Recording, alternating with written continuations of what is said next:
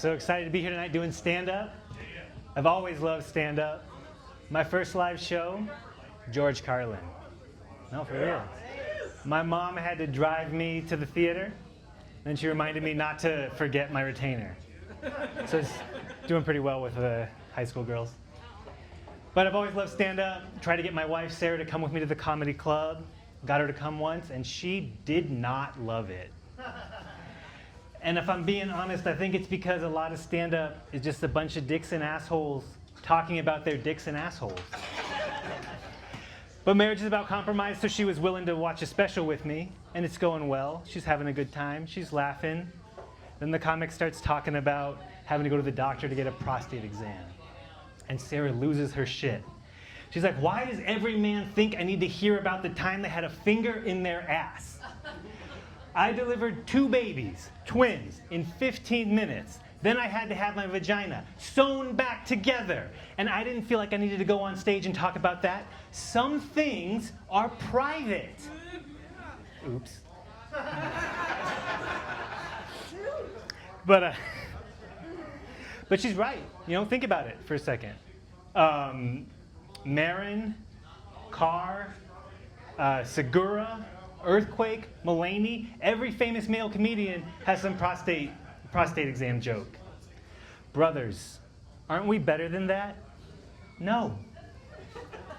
I've been doing comedy for about a year. I finally got my first letter from the Guild. Very exciting. Turns out I'm contractually obligated to make a prostate exam joke. But because I'm a doctor comedian, I'm going to do it a little bit differently, okay? Yeah. I'm going to need an audience volunteer for this one.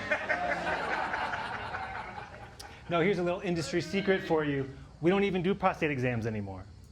We haven't for years. Prostate exams are entirely reserved for male comedians. And it's not because we're monsters. It's because they need the material.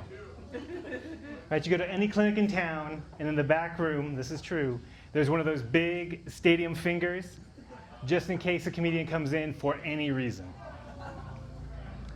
Now, I don't want to just be another asshole talking about assholes. I'm actually a professor of medicine.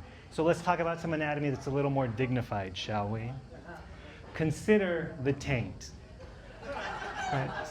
Now, if you're not in medicine or a 15-year-old boy, the taint is the skin between the balls and the asshole.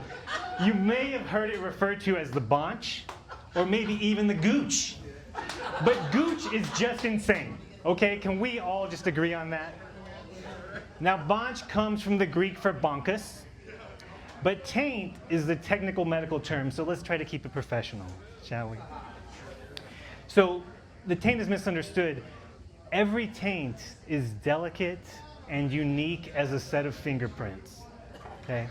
You can actually tell male comedians apart just by looking at their taint. It's the same as a headshot. In fact, we actually have comedian taint trading cards. We're back there anyway, so we might as well just, make some cards. I'm a bit of a collector myself. Now, I don't want to brag, but I have a George Carlin rookie card. It's worth a lot of money, because who doesn't want to see George Carlin's taint? Does it have a little white ponytail? Wouldn't you like to know? Now, in the collecting world, I'm what's called a completionist. It's like Pokemon, you gotta catch them all. And I've got, so far, about half the male comedians in this room, and I will get you eventually, Jay Berg. He's my white whale. But who knows, right? Maybe one day, one of these assholes will become famous, and their taint will put my kids through college. All right, thank you, good night.